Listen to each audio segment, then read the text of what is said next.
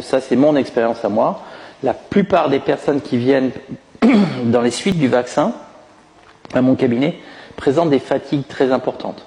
On a l'impression qu'ils sont très fatigués, même très lasses, ils n'ont plus envie de faire quoi que ce soit, ils sont vraiment apathiques, ils n'arrivent plus à faire un effort, ils sortent plus. Ils décrivent vraiment des fatigues importantes. Même une jeune fille qui est passée 32 ans là, qui est passée après son deuxième vaccin, mais elle me disait qu'elle était très fatiguée. Donc je fais des analyses de sang chez ces patients, systématiquement. Je vois régulièrement des D-dimères qui sont très élevés. Il faut faire les D-dimères chez toutes les personnes qui sont vaccinées. Les D-dimères est normalement un facteur pour rechercher les thromboses, pour rechercher une phlébite, pour rechercher une embolie pulmonaire. Ces D-dimères, moi, avant le vaccin, j'avais jamais vu des D-dimères supérieurs à 2500. C'était déjà catastrophique. On avait déjà une grosse suspicion de thrombose avec des D-dimères à 2500. La limite est à 500. Normalement.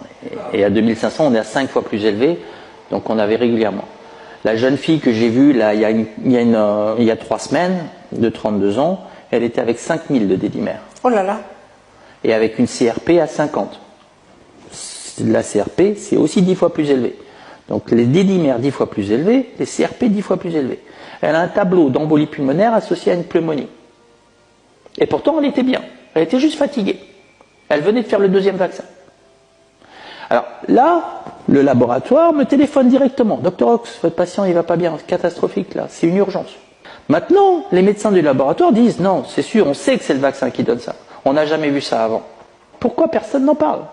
C'est quand même quelque chose d'important. Quand on a des D-dimères qui sont très très élevés comme ça, c'est qu'il se passe quelque chose au niveau du sang. Des CRP qui sont très élevés, c'est qu'il se passe quelque chose au niveau du sang.